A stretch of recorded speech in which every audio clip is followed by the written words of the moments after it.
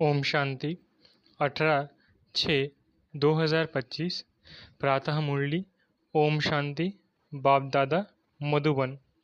बाबा आज कह रहे हैं, मीठे बच्चे, ये रुद्र ज्ञान यज्ञ स्वयं रुद्र भगवान ने रचा है। इसमें तुम अपना सब कुछ स्वाहा करो, क्योंकि अब घर चलना है। मीठे बच्चे, ये रुद्र ज्ञान यज्ञ स्वयं रुद्र भगवान ने रचा है। इसमें तुम अपना सब कुछ स्वाहा करो, क्योंकि अब घर चलना है। प्रश्न: संगम युग पर कौन सा वंडरफुल खेल चलता है? उत्तर: भगवान के रचे हुए यज्ञ में ही असुरों के विघ्न पड़ते हैं। ये भी संगम पर ही वंडरफुल खेल चलता है। ऐसा यज्ञ फिर सारे कल्प में नहीं रचा जाता है।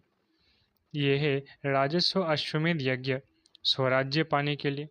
इसमें ही विघ्न पड़ते हैं। ओम शांति। तुम कहाँ बैठे हो?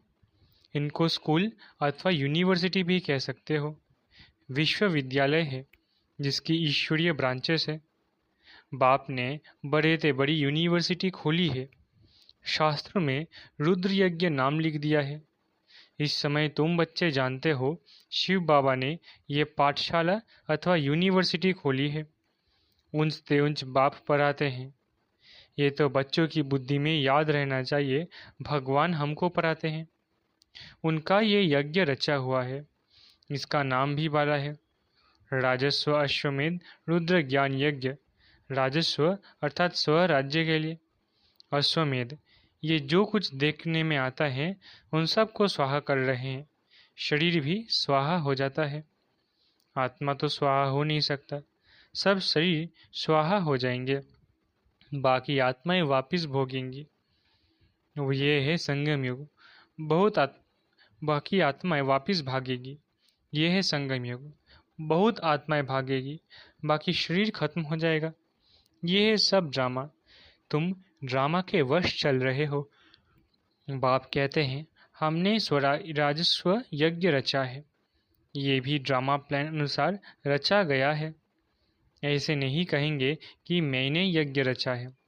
ड्रामा प्लान अनुसार तुम बच्चों को पढ़ाने के लिए कल पहले मुआफिक ज्ञान यज्ञ रचा गया है।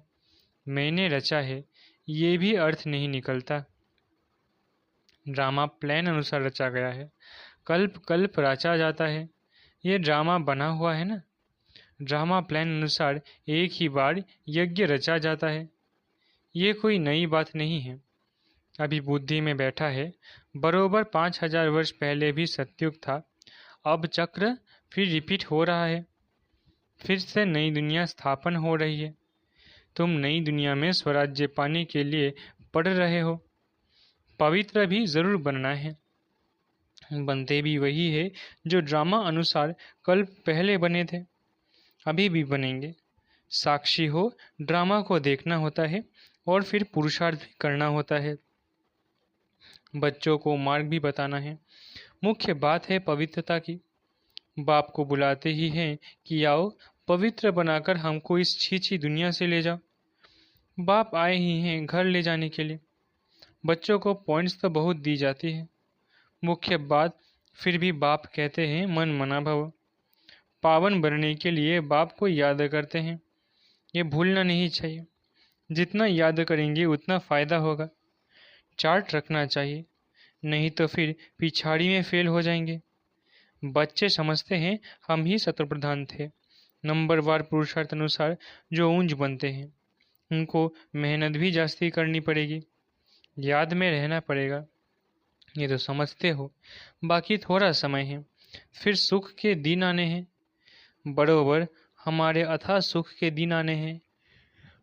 बाप एक ही बार आते हैं, दुख धाम खलास कर अपने सुख धाम ले चलते हैं।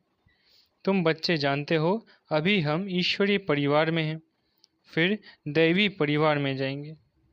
इस समय का ही गायन है। ये संगम युग ही पुरुषोत्तम ऊंच बनने का युग है। तुम बच्चे जानते हो, हमको बेहद का बाप पढ़ा रहे हैं। फिर आगे चल सन्यासी लोग भी मानेंगे। वो भी समय आएगा ना। अभी तुम्हारा प्रभाव इतना नहीं निकल सकता।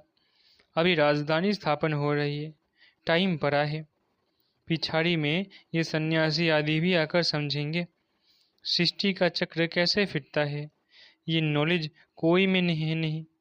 ये भी बच्चे जानते हैं पवित्रता पर कितने विघ्न पड़ते हैं, अबलाओं पर अत्याचार होते हैं। द्रौपदी ने पुकारा है ना, वास्तव में तुम सब द्रौपदियाँ, सीताएं, पार्वतियाँ हो। याद में रहने से अबलाएं कुब्जाएं भी बाप से वर्षा पा लेती है। याद में तो रह सकती है ना। भगवान ने आकर यज्ञ रचा है, इसमें कितने विघ्न पड़ते हैं, अभी भी विघ्न पड़ते रहते हैं। कन्याओं को जबरदस्ती शादी कराते हैं, नहीं तो मार कर निकाल देते हैं। इसलिए पुकारती ही है, हे पतित पावन आओ। तो ज़रूर उनको रथ चाहिए जिसमें आकर पावन बनाए। गंगा के पानी से पावन नहीं बनेंगे, बाप ही आकर पावन बनाए, पावन दुनिया का मालिक बनाते हैं।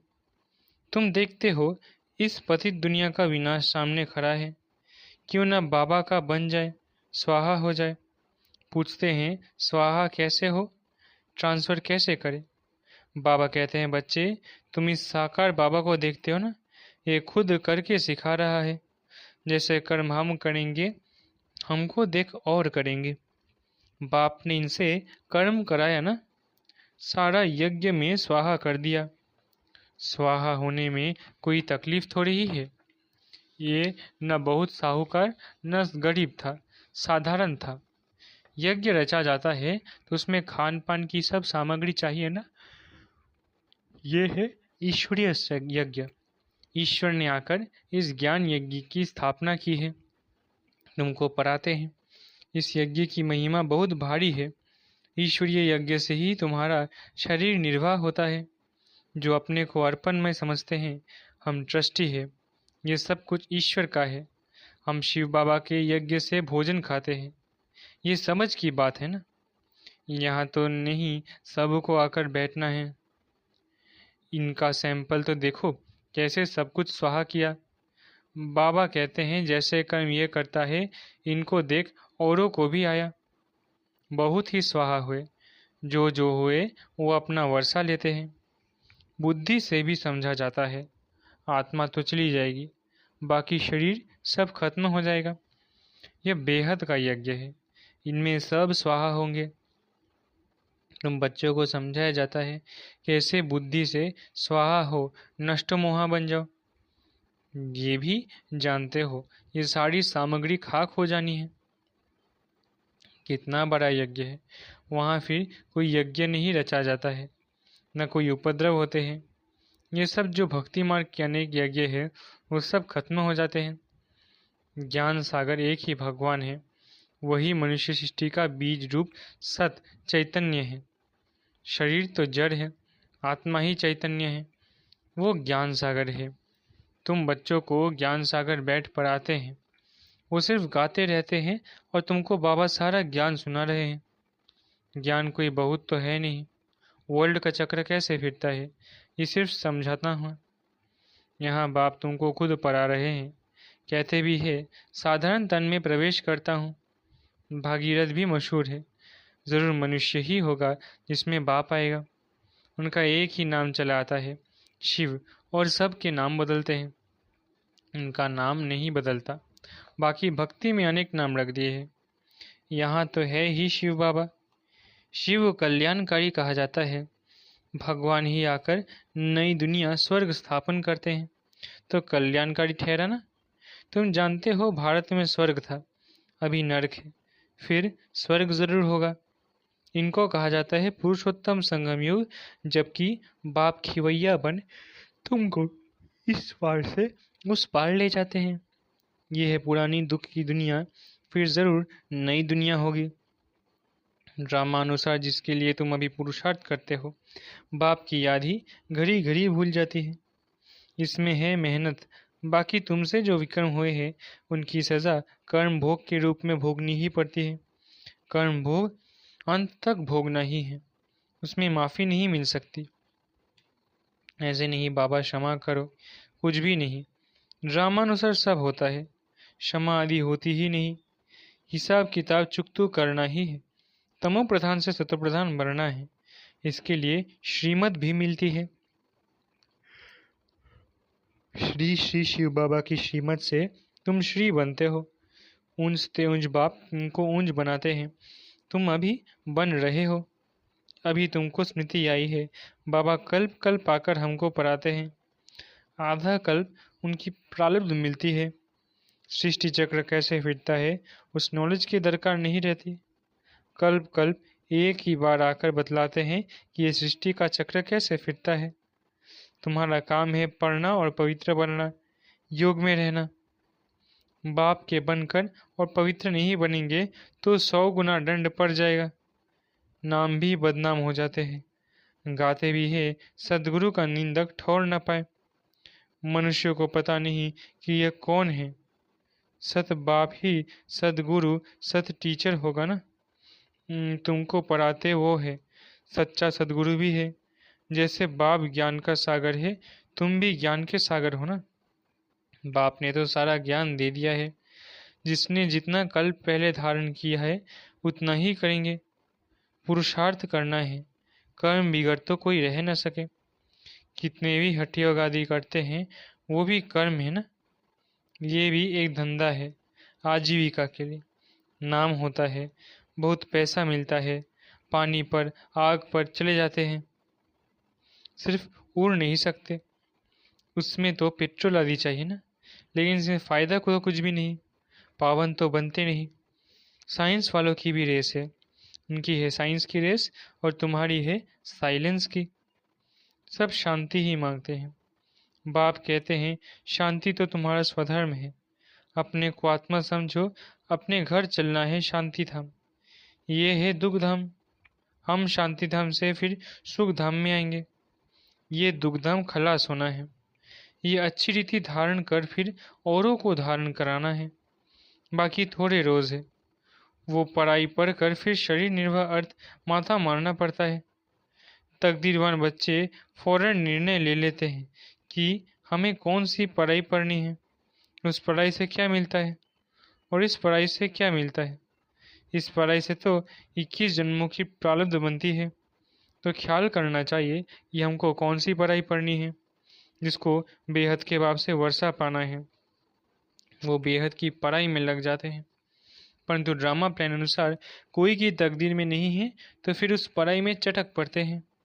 ये पढ़ाई नहीं पढ़ते, कहते फुर्सत नहीं मिलती। बाबा पूछते हैं कौन सी नॉलेज अच्छी, उनसे क्या मिलेगा और उनसे क्या मिलेगा। कहते हैं बाबा जिस्मानी पढ़ाई से क्या मिलेगा, थोड़ा करके कमाएंगे। यहाँ तो भगवान पढ़ाते हैं, हमको तो पढ़कर राजाई पद पाना है, तो ज़्यादा ध्यान किस बात पर देना चाहिए। कोई तो फिर कहते हैं बाबा वो कोर्स पूरा कर फिर आएंगे। बाबा समझ जाते हैं इनकी तकदीर में नहीं है, क्या होना है सो आगे चल देखना है।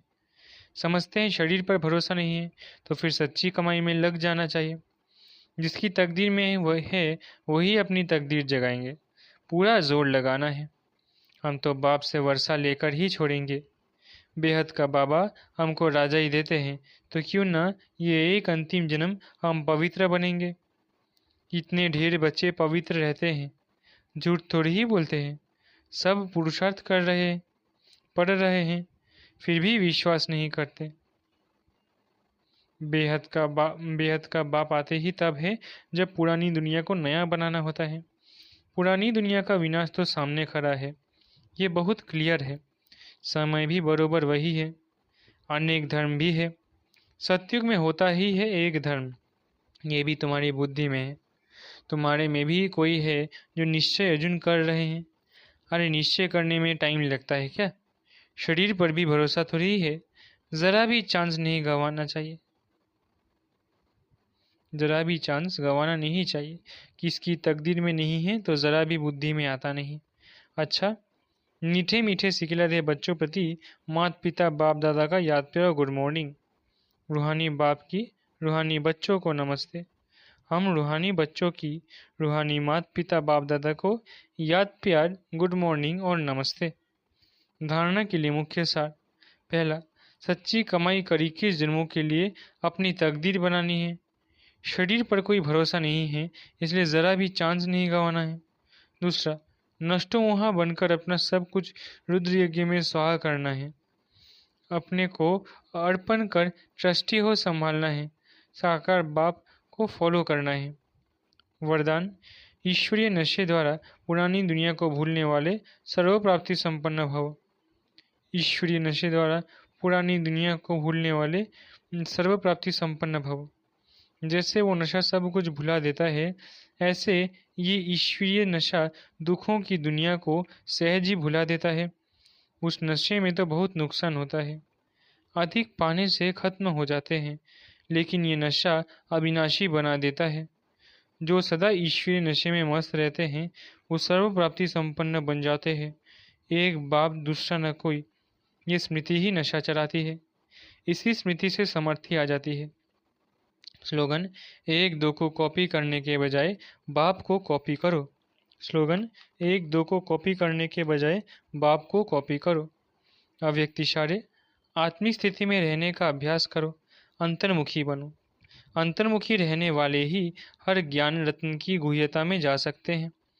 ज्ञान की हर पॉइंट का राज क्या है और किस समय किस विधि से उसे कार्य में व सेवा में लगाना है, इस तरह से उस पर मनन करते उस राज के रस में चले जाओ तो नशे की अनुभूति कर सकेंगे। अच्छा, ओम शांति। शुक्रिया बाबा।